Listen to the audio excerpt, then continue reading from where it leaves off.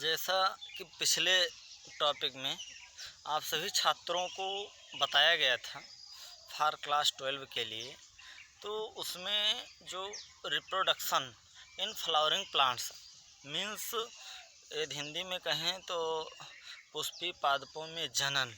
अब इसमें सबसे पहले यह समझना आवश्यक हो जाता है कि यदि पुष्पी पादप हैं तो पुष्पी पादप में जनन की प्रक्रिया क्या होगी। तो सबसे पहले यह जानना आवश्यक हो जाता है कि पुष्पी कोई भी पुष्प है। आपको पिछले टॉपिक में इसी चैप्टर से जो sexual reproduction in flowering plants है, पुष्पी पादपों में लैंगिक जनन में बताया गया था कि किस तरह से लैंगिक जनन होता है। जैसे जीवों में जनन होता है वैसे यहाँ पर भी होता है। यहाँ पर जो मेल और फीमेल, नर और मादा के स्ट्रक्चर्स होते हैं, वो या तो एक ही पुष्प पर दोनों स्ट्रक्चर पाए जाएंगे या अलग अलग पुष्पों पर दोनों पाए जाएंगे, या एक ही पेड़ के अलग अलग पुष्पों में अलग अलग पाए जाएंगे। तो इस तरह से तीन पॉसिबिलिटीज़, तीन संभावनाएं, अलग अलग प्रकार की प्रजातियों में तीन तरह की संभावनाएं बनती हैं। अब यहाँ हम ऐसे पुष्प को कंसीडर करते हैं, आपके सिलेबस के अकॉर्डिंग मान लेते हैं जो पुष्प आपके सिलेबस में दिया है। जैसे यहाँ पर गुड़हल का फूल दिया जा रहा है, गुड़हल में बताया जा रहा है, और जैसा कि है भी, आप भी अपने यहाँ गुड़हल के पुष्प को तोड़ करके और उसका longitudinal section LS of a flower, a diagrammatic representation of LS of a flower आप अपने बुक में देखेंगे। और लैंगिट्यूडनल सेक्शन जब पुष्प का काटेंगे तो पुष्प के विच्छेदन करेंगे, तो लैंगिट्यूडनल सेक्शन में आपको उसके अलग अलग नर और मादा एक ही पुष्प पर या एक ही पुष्पासन पर उपस्थित मिलेंगे, जिसमें 4 प्रमुख भाग होंगे। जो पहला भाग होगा स्त्री केसर, दूसरा बाह्य दलपुंज, तीसरा आंतरिक दलपुंज और चौथा पुंग केसर, जिसको पुमंग के नाम से भी जाना जाता है। उसके बाद इसमें इन चारों में स्त्री केसर, बाह्य दलपुंज, आंतरिक दलपुंज और पुंग केसर पुमंग 4 प्रमुख भाग किसी भी पुष्प के होते हैं, जिन पर नर और मादा के स्ट्रक्चर्स एक ही पुष्प पर पाए जाते हैं। अब हम बात कर लेते हैं जैसे स्त्री केसर। स्त्री केसर के 3 प्रमुख भाग होते हैं, जिनमें वर्तिकाग्र सबसे ऊपर वाला, बीच वाले भाग को वर्तिका और सबसे निचले पार्ट्स को अंडाशय के नाम से जाना जाता है। बाह्य दलपुंज पुष्प के पत्तियों का वह समूह जो सबसे बाहरी ओर रहता है, उसको कैलिक्स और करोला के नाम से भी जाना जाता है, तो वो हिस्सा। उसके बाद आंतरिक दलपुंज, जिसको पेटल और सेपल के नाम से जाना जाता है। उसके बाद पुंकेसर पुमंग होता है। पुमंग में 2 पार्ट्स होते हैं, परागकोश और तंतु, जिसको डंठल कहते हैं। परागकोश में नर जो होते हैं गैमेट्स वह पाए जाते हैं। नर गैमेट्स जिनको हम परागकण कहते हैं, परागकण परागकोश के अंदर ये पाए जाते हैं। अब हम बात कर लेते हैं तंतु और डंठल। 2 पार्ट्स हो गए पुंकेसर या पुमंग के, पहला परागकोश, दूसरा तंतु या डंठल। अब परागकोश के अंदर परागकण पाए जाते हैं। अब परागकोश से परागकोश के अंदर परागकण बनने की प्रक्रिया एक लंबी प्रक्रिया होती है। इस लंबी प्रक्रिया के फलस्वरूप परागकण का निर्माण होता है, और यह परागकण स्त्री केसर के वर्तिकाग्र के हिस्से पर, चाहे किरणों के द्वारा, जिस तरह का पॉलिनेटेड प्लांट होगा, जिस तरह का परागण वाला पौधा होगा, चाहे वह फूलों के, चाहे किरणों के द्वारा, चाहे हवा के द्वारा, चाहे पानी के द्वारा स्थानांतरित होकर के वर्तिकाग्र पर जाएगा, और वर्तिकाग्र से फिर वह जो है फर्टिलाइजेशन के लिए वर्तिका से ट्यूब बना करके अंडाशय में पहुंच जाएगा। तो अभी वो बाद में आपको बताया जाएगा परागण क्या है। परागकण के जो है बनने की विधि क्या है, यह कैसे बनता है, इसके कौन कौन से हिस्से हैं और उस हिस्से में क्या क्या पाया जाता है, उन सभी चीज़ों के बारे में विस्तृत अध्ययन अब आपको यहाँ पर कराया जाएगा। तो सबसे पहले हम बात कर लेते हैं परागकोश की। परागकोश एक प्रारूपिक आवृत्तबीजी परागकोश परागकोश द्विपालित होते हैं। क्या होते हैं? इनमें 2 अलग अलग पाली पाए जाते हैं।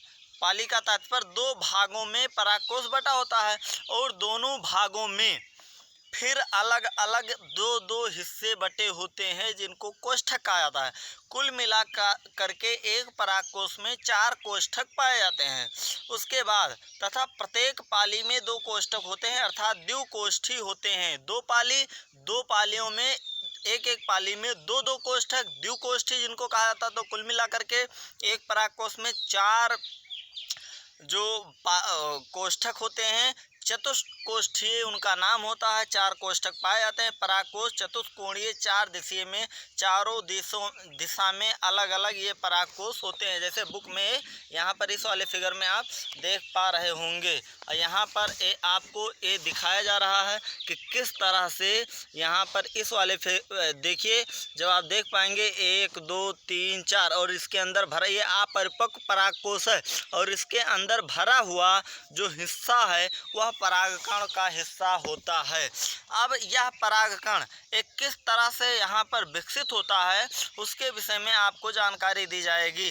तो उसके विषय में सबसे पहले जब आप देखेंगे जो परागकोश होते हैं, परागकोश के अपर हिस्से में जो निचला हिस्सा होता है उसको हम कहते हैं डंठल या तंत्र और ऊपर परागकोश को हम यदि इंग्लिश में कहना चाहें तो उसको कहते हैं माइक्रोस्पोरेंजियम। और माइक्रोस्पोरेंजियम के अलग अलग हिस्सों में यह 4 परतों में जो परागकोश होता है, परागकोश प्रायः 4 परतों में बटा हुआ होता है। अब इसके चारों परतों के अलग अलग हिस्से पाए जाते हैं। फिगर में आप देख पा रहे होंगे। अब इस फिगर में जब आप देखेंगे तो यहाँ पर सबसे जो अंदर की लेयर है स्पोरोजिनस टिश्यू के नाम से जाना जाता है।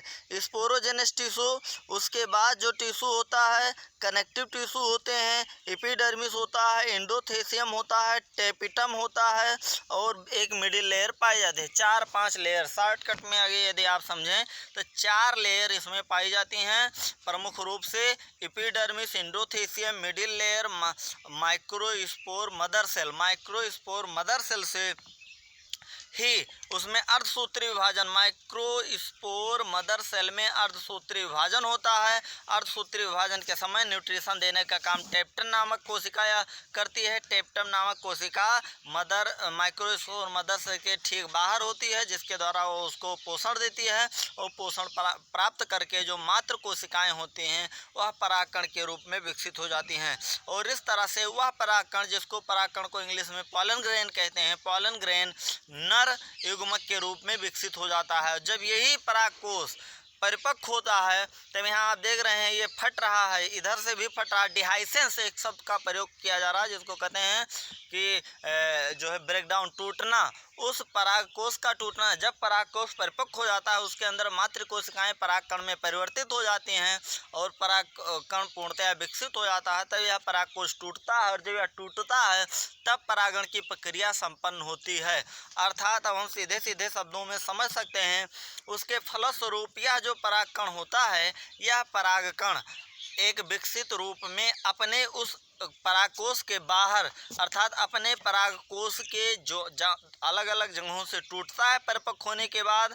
जैसे एक सीधा सा और सिंपल उदाहरण आपको देते हैं कि जब हैचिंग की प्रक्रिया, जैसे यहाँ पर डिहाइसेंस कहा जाता है परागकोश के टूटने को, वैसे हैचिंग कहा जाता है अंडे के टूटने को।